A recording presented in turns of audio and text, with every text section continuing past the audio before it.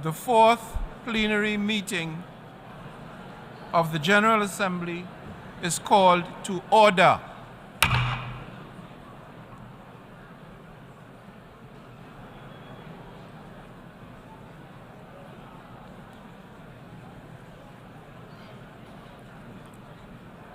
Before proceeding to the general debate, as announced in the journal, the General Assembly will hear an introduction by the Secretary General of his annual report on the work of the organization, issued as document A/78/1 under agenda item 110 in accordance with Resolution 51/241.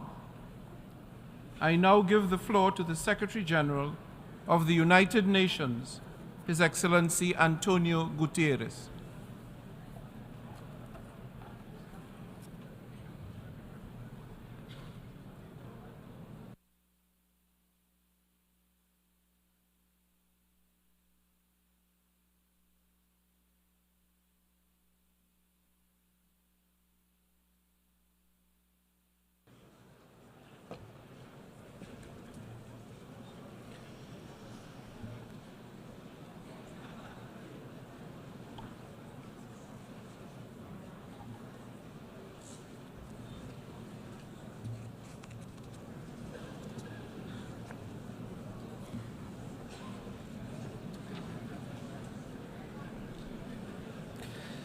Mr. President of the General Assembly, Excellencies, ladies and gentlemen, just 9 days ago, many of the world's challenges coalesced in an awful hellscape. Thousands of people in Derna, Libya, lost their lives in epic, unprecedented flooding. They were victims many times over, victims of years of conflict, victims of climate chaos, victims of leaders, near and far, who failed to find a way to peace. The people of Derna lived and died in the epicenter of that indifference, as the skies unleashed 100 times the monthly rainfall in 24 hours, as dams broke after years of war and neglect, as everything they knew was wiped off the map. Even now, as we speak, bodies are washing ashore from the same Mediterranean Sea where billionaires sunbathe on their super yachts. Derna is a sad snapshot of the state of our world. The flood of inequity, of injustice, of inability to confront the challenges in our midst. Excellencies, our world is becoming unhinged. Geopolitical tensions are rising. Global challenges are mounting, and we seem incapable of coming together to respond. We confront a host of existential threats, from the climate crisis to disruptive technologies, and we do so at a time of chaotic transition. For much of the Cold War, international relations were largely seen through the prism of two superpowers. Then came a short period of unipolarity. Now we are rapidly moving towards a multipolar world. And this is in many ways positive. It brings new opportunities for justice and balance in international relations. But multipolarity alone cannot guarantee peace. At the beginning of the 20th century, Europe had numerous powers. It was truly multipolar, but it lacked robust multilateral institutions, and the result was World War I. A multipolar world needs strong and effective multilateral institutions. Yet, global governance is stuck in time. Look no further than the United Nations Security Council and the Bretton Woods system. They reflect the political and economic realities of 1945, when many countries in this assembly hall were still under colonial domination.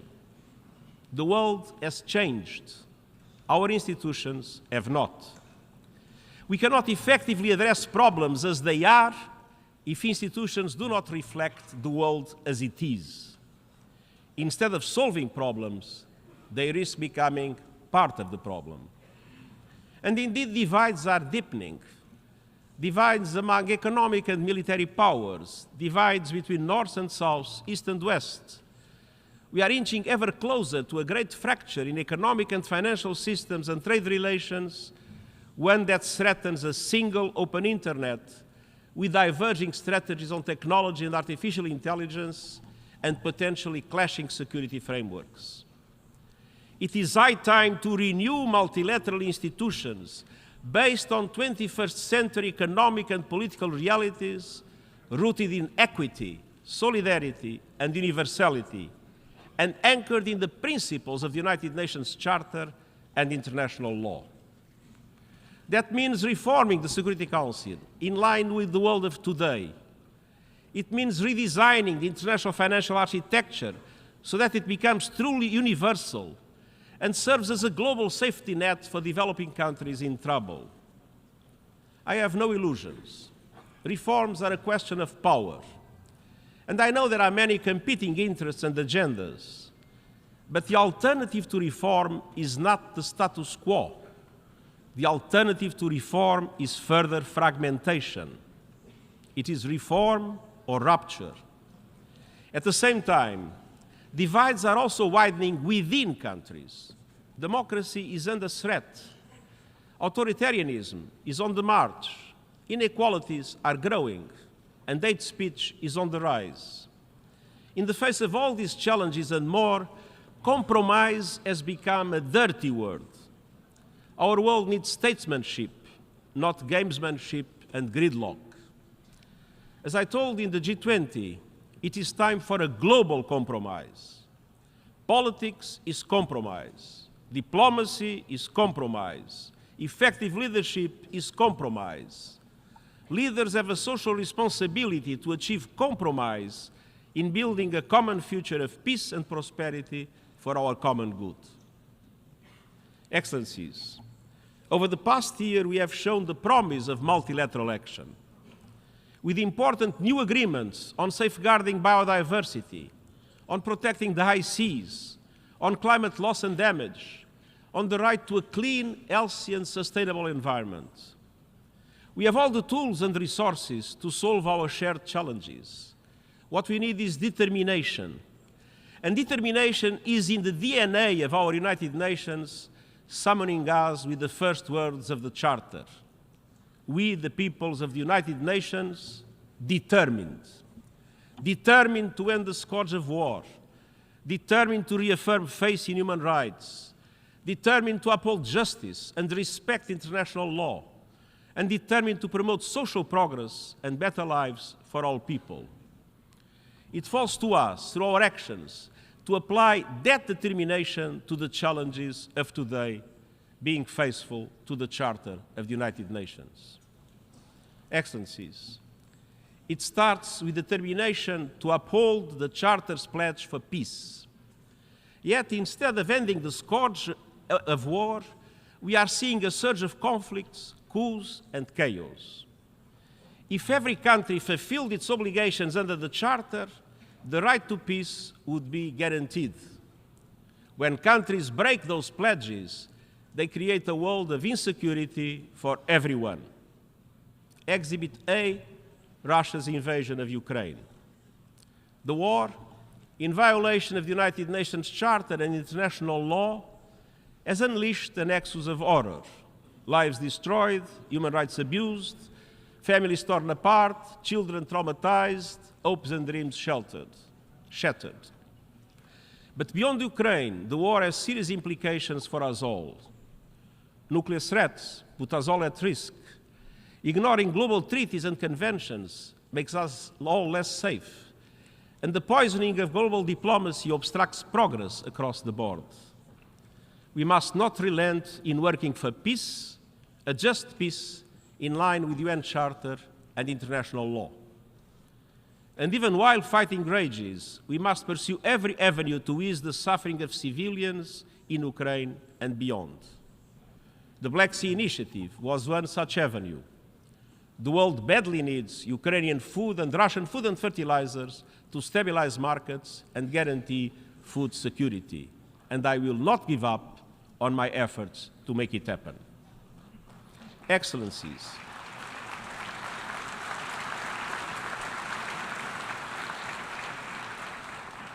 Excellencies, around the globe, old tensions fester while new risks emerge. Nuclear disarmament is at a standstill while countries develop new weapons and make new threats.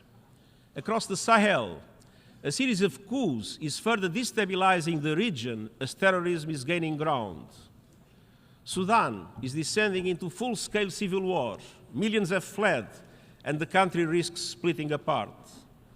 In Eastern Democratic Republic of the Congo, millions are displaced, and gender-based violence is a horrific daily reality. In Haiti, a country that suffered centuries of colonial exploitation is today overwhelmed by gang violence and still awaits international support. In Afghanistan, a staggering 70% of the population needs humanitarian assistance, with the rights of women and girls systematically denied. In Myanmar, brutal violence, worsening poverty, and repression are crushing hopes for a return to democracy. In the Middle East, escalating violence and bloodshed in the occupied Palestinian territory is taking a terrible toll on civilians. Unilateral actions are intensifying and undermining the possibility of a two-state solution, the only pathway to lasting peace and security for Palestinians and Israelis. Syria remains in ruins, while peace remains remote. And meanwhile, natural disasters are worsening the man-made disaster of conflict. In the face of this mounting crisis, the global humanitarian system is on the verge of collapse. Needs are rising, and funding is drying up. Our humanitarian operations are being forced to make massive cuts. But if we don't feed the hungry, we are feeding conflict. And I urge all countries to step up and to fund fully our global humanitarian appeal. Excellencies, the peace and security architecture is under unprecedented strain. That is why, in the context of the preparations for the Summit of the Future, we put forward ideas for the consideration of member states for a new agenda for peace based on the Charter and international law.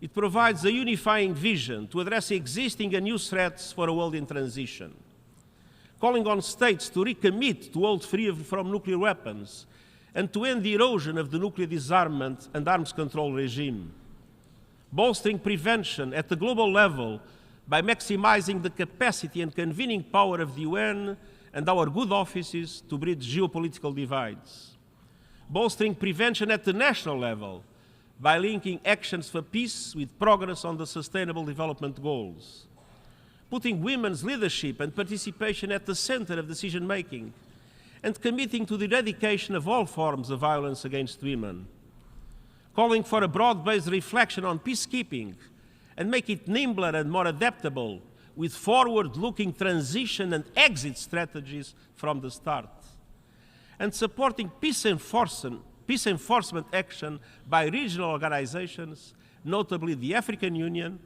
with Security Council clear mandates and predictable funding. Determination for peace also requires new governance frameworks for emerging threats, from artificial intelligence to little autonomous weapons that function without human control.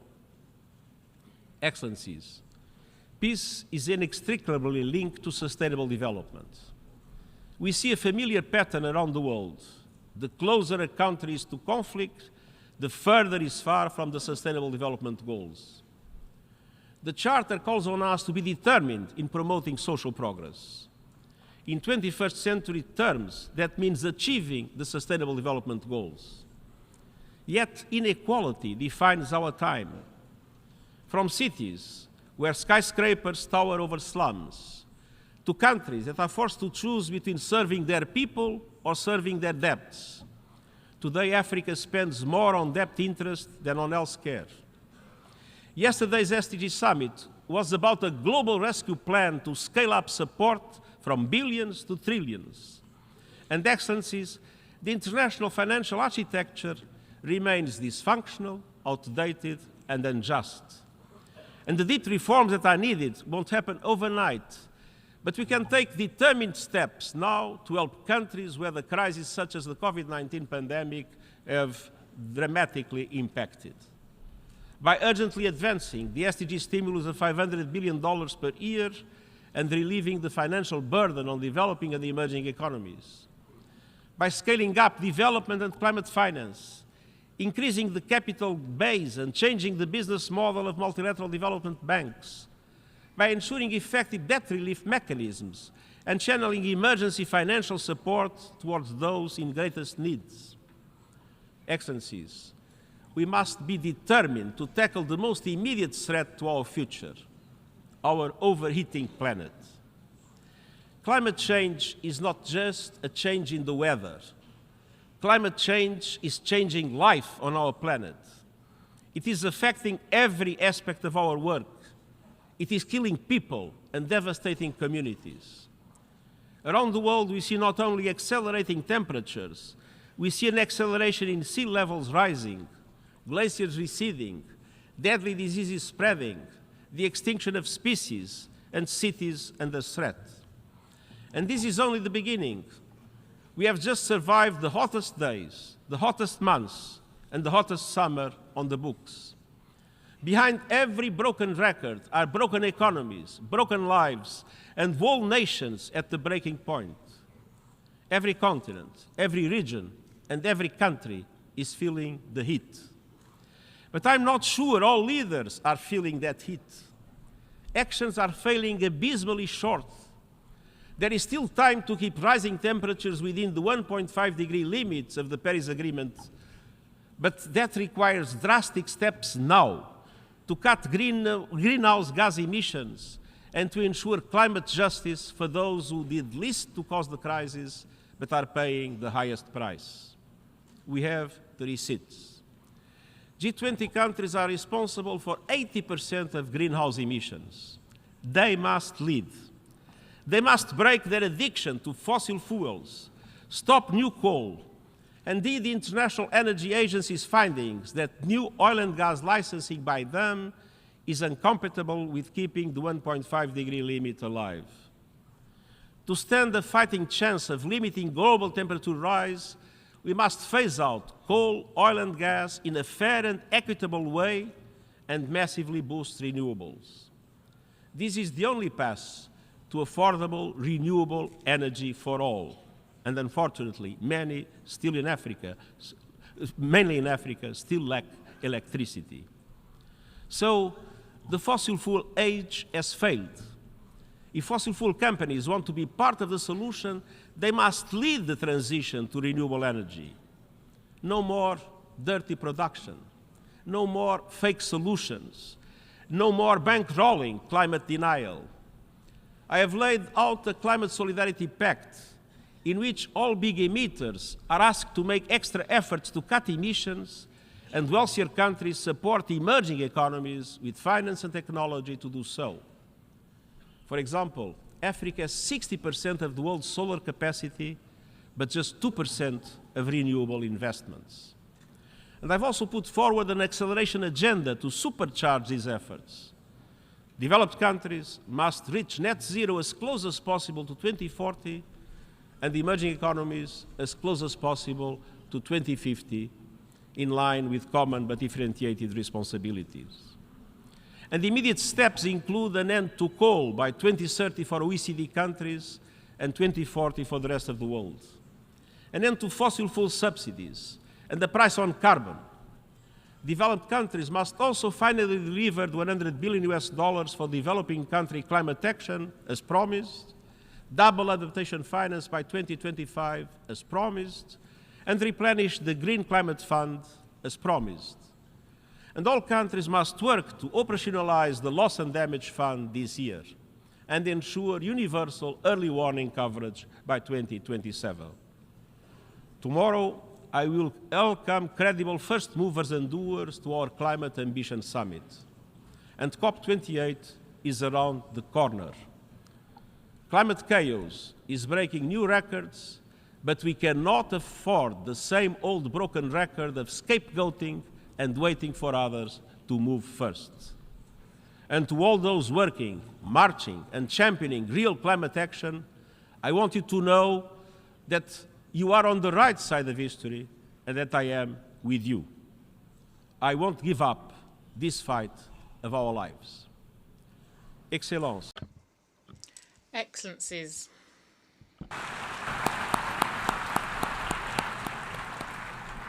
Nous devons. We must also be determined to honour the Charter's commitment to fundamental human rights. Just 4 women signed our founding document. One look around this room shows that not enough has changed. We the peoples does not mean we the men. Women are still waiting for equal opportunities and equal pay.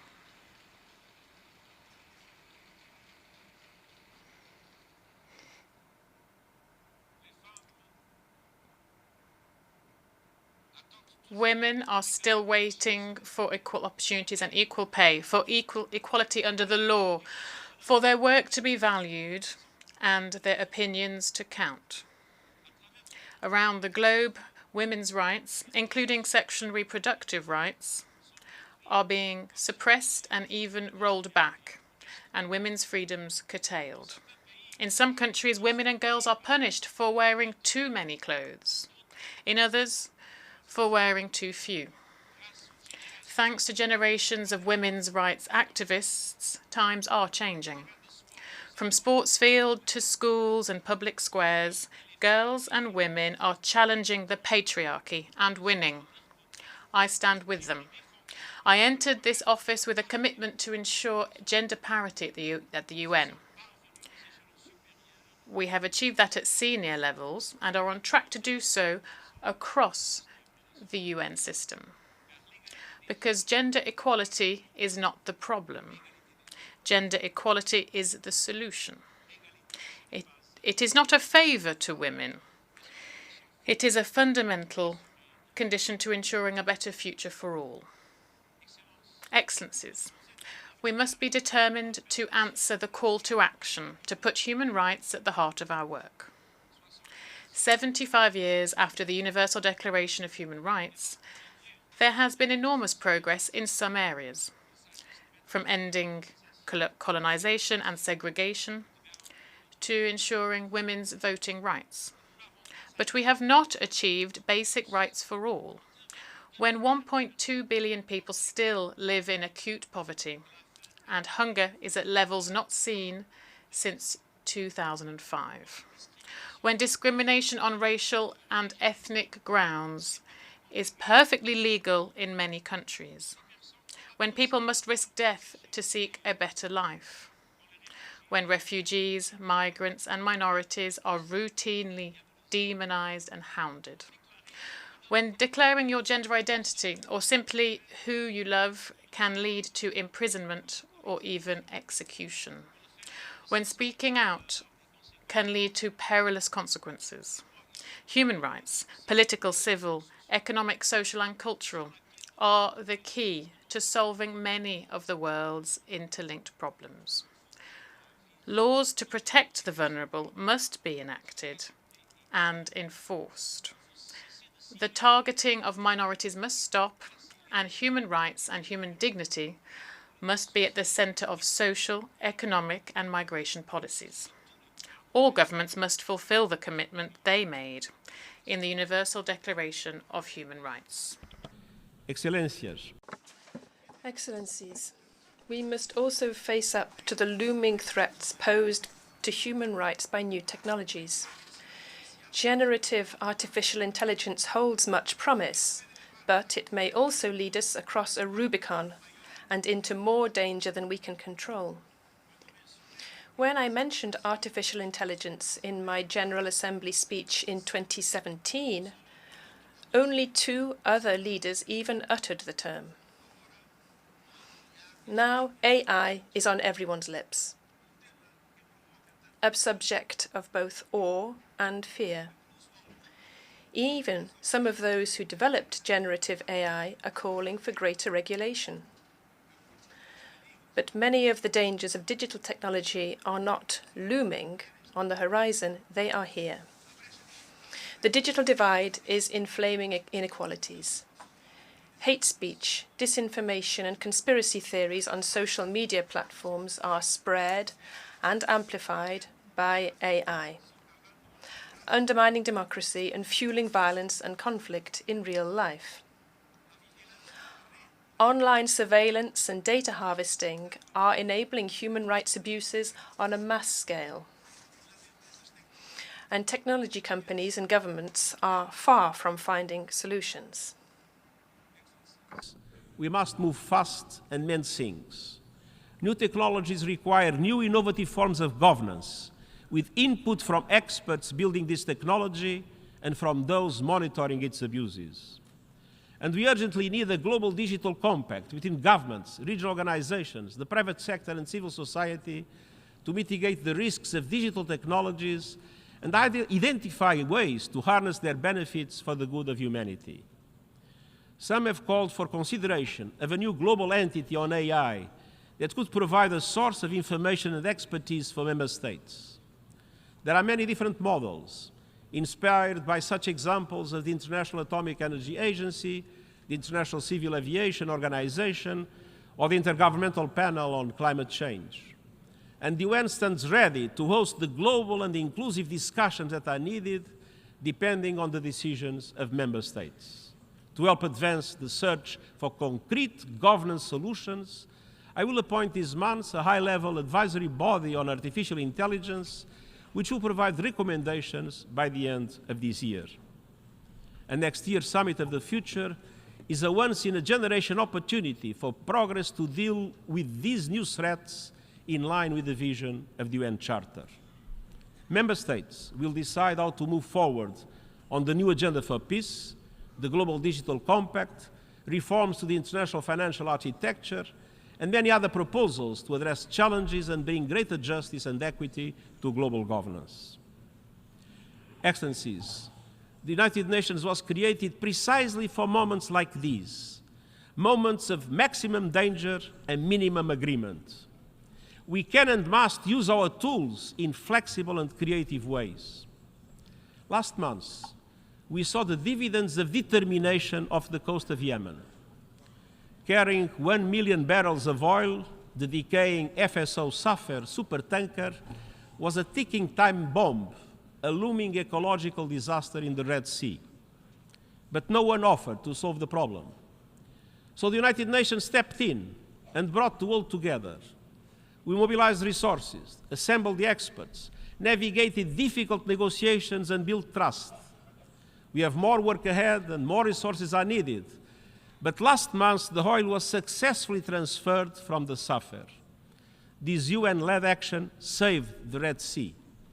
Where no one else could or would, UN determination got the job done. Despite our long list of global challenges, that same spirit of determination can guide us forward. Let us be determined to heal divisions and forge peace, determined to uphold the dignity and worth of every person, determined to realize the Sustainable Development Goals and effectively leave no one behind, determined to reform multilateralism for the 21st century and come together for the common good. And I thank you.